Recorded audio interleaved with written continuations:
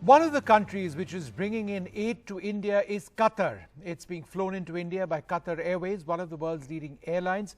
The CEO of Qatar Airways, Akbar Al Baker, is widely considered among the foremost global executives in international aviation, a real maverick in that space, responsible for bringing Qatar into the fore. He also has a very special India connect, and we'll talk about that in a few moments. Joining me now, Akbar Al Baker. Thanks very much for being with us. Now, Qatar is one of the countries which is bringing in a great deal of aid to India. Tell us a little bit about what exactly is coming in. First and foremost, thank you very much for having me this morning. It's important to stress the calamity that India is going through. As you already heard, that India today is suffering the highest rate of COVID infection. It is now the duty of the entire world's nations to come to the aid of India. Unfortunately, your country was not properly prepared. So it is every single individual's duty that has any humanity in them to come and help the desperate people who are looking for medical aid, they are looking for medicines, they are looking for oxygen. And Qatar Airways is playing a small part of this huge effort to rescue the situation. Qatar has a culture of always helping people in need, nations in need. And as the national carrier of the state of Qatar, of course, we are the medium of delivery of those aids to the needy people. And you're also continuing with your flights to India for the moment, I noticed, unlike other carriers. Now, given the COVID situation in this country, do you expect to continue doing that? Again, Qatar Airways has a culture of being with people, serving its passengers at the time when it is good and at the times when it is bad. We are the only international carrier that have not stopped from the onset of the pandemic. We have kept people connected. We have been very resilient in the way we operated, and we will continue to do so because the people of India needs us today more than at any other time. Imagine if we have to suspend our operations to India, we would not be able to deliver the good work we are doing to help your relief efforts and to help the Indian Red Cross. Now, you have actually, sir, a deep personal connect with India as well, right? For you, it's something from the heart. You've actually studied in India. So what does India mean for you personally?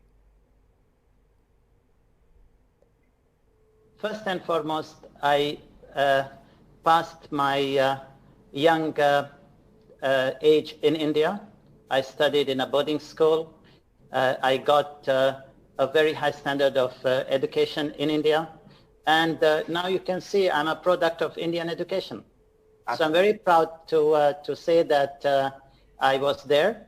And I passed one of my best times in my life in India. I know that people hate to be in a boarding school. People hate to, at my young age to go and be away from parents. But I think the discipline that my education in India gave me is now reflected in the way I run the airline. Let's talk a little bit about the aviation space. Are you still bullish about the Indian aviation sector? Because it's now in the middle of a rail crisis. But there was a sense just about a year and a half back that this was very much the future of the international market. Do you see possible collaborations between Qatar and airlines over here? How do you see the Indian market? I see huge potential in the Indian market. There is business for everybody, but unfortunately, the Indian aviation market is very regulated. So you are really stifling the growth of the aviation industry. I know that the authorities are always boasting about it being the second largest or the third largest aviation market, but that is incorrect because what they are really calculating is the domestic market. Of course, the domestic market will be very large because you have 1.3 billion people. So you should not calculate the connection to India from the outside world with the growth in the domestic market. you should really aim at growing the Indian aviation market to international operators like us, because the more flights you get in, the more tourists you get in, the more businesses grows, and the government earns a lot of revenue. So I think that it is correct for the authorities to stifle competition just to protect one or two other airlines. You know, you should leave it to survival of the fittest. Yeah. You need to grow the Indian market and provide jobs. You know that every passenger that comes into India provides employment to Sure. 2 or 3 other people. Sure. But to conclude, I want to tell you that you have a great country, you have a great people, and you have a huge potential for growth in the Indian aviation industry. You know, I hope the authorities are listening to me. Right. And now they should change the way they look at this very progressive industry for the benefit of the people of India. Since you did mention it, you know, you mentioned survival of the fittest. Now, you believe that that should be the mantra for international aviation. I get that. Would you agree that now in India, with Air India being disinvested, there will not be any government airline? Do you think that, that survival of the fittest will be ensured well and truly in the Indian space? You know that there will be a lot of investors if the investment climate is conducive to people doing business on a level playing field.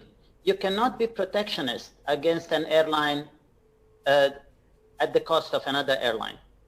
And once the privatization of Air India, which I am very happy is happening at the moment, or is about to happen, will bring a huge boost, because then the government should not try to protect one carrier against the other. Competition is always healthy. And as you can see about Qatar Airways, what has made us the best airline in the world, always number one, is because we are competing against equals. Yes. And we always excel. And that should really be the mantra for everybody. All right. All right. Well, Mr. Akbar Al Baker, it's been great speaking to you, and hopefully we'll get over this COVID nightmare present to you. Thank you very much indeed for speaking to us. I really wish the people of India all the best, and we pray that this pandemic will be behind all of us. All right, Mr. Akbar Al Baker, thanks very much, sir, for being with us. Thank you.